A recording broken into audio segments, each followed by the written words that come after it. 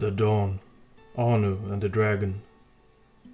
As with all things, it is best to begin with the beginning, the creation. All things after it are a result of it, and the nature of it reverberates down through the millennia. A great many mystic and tribal storytellers impart some version of this story. I am using ancient writings from the Black Book of La Maison. I choose this source because La Maison was a skilled sage, renowned for his knowledge of Scatsimi mysticism and folklore. In his time, he collected vast stores of knowledge from diverse places, and had a unique genius for distilling the essence of things from a vast array of different sources. He describes the creation of our universe in the following terms. Before the beginning there was void, nothing, no flesh, no rock, no air, no heat, no light, no dark, nothing, save a single, perfect pearl. Within that pearl dreamed a mighty, unfathomable spirit, the one, Anu. Made of shining diamonds, Anu was the sum of all things, good and evil, light and dark, physical and mystical, joy and sadness, all reflected across the crystalline facets of its form. And, within its eternal dream state, Anu considered itself, all of its myriad facets. Seeking a state of total purity and perfection, Anu cast out all evil from itself. All dissonance was gone. But what of the cast-off aspects of its being? The dark parts, the sharp, searing aspects of hate and pridefulness. Those could not remain in a state of separation, for all things are drawn to all things. All parts are drawn to the whole.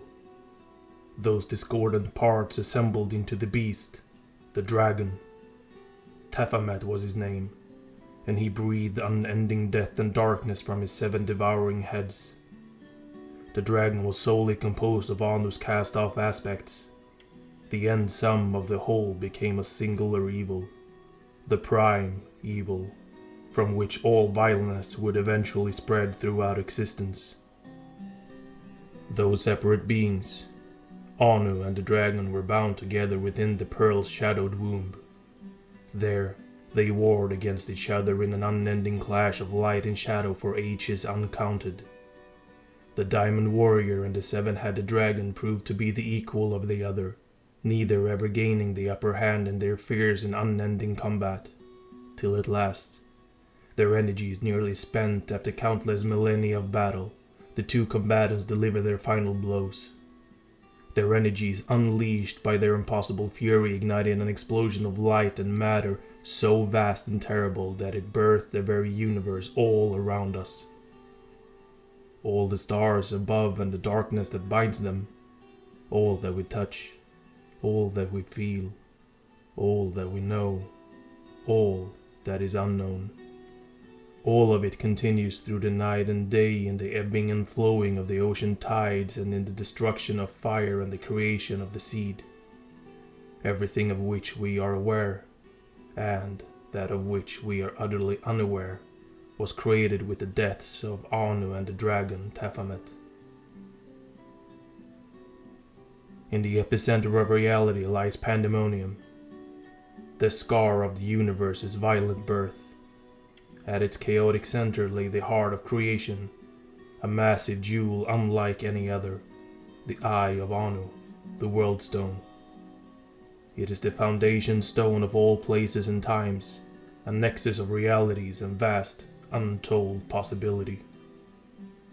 Anu and Tephamet are no more, yet their distinct essences permeated the nascent universe, and eventually became the bedrock of what we know to be the high heavens and the burning hells. Anu's shining spine spun out into the primordial darkness, where it slowed and cooled. Over countless ages it formed into the crystal arc, around which the high heavens took shape and form. Though Anu was gone, some resonance of it remained in the holy arc. Spirits bled forth from it, shining angels of light and sound who embodied the virtuous aspects of what the One had been. Yet, despite the grace and beauty of this shining realm, it lacked the perfection of Anu's spirit. Anu had passed into a benevolent place beyond this broken universe, a paradise of which nothing is known, and yet represents perhaps the greatest kept secret of creation, longed for, but unimaginable. Just as the heaven cooled in the spaces above, Taphamet's blackened, smoldering husk spiraled into the lower darkness of reality. From his putrid flesh grew the realms of the burning hells. The dragon's 7 severed heads arose as the 7 evils, the 3 strongest of which would be known as the prime evils. They, along with their 4 lesser brethren, would rule over the ravering, demonic hordes that spawned like maggots from the desiccated cavities of the burning hells. Thus was how all of what we know began.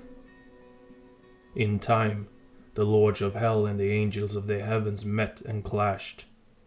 The battle raged unceasing, and thus would come to be known as the eternal conflict.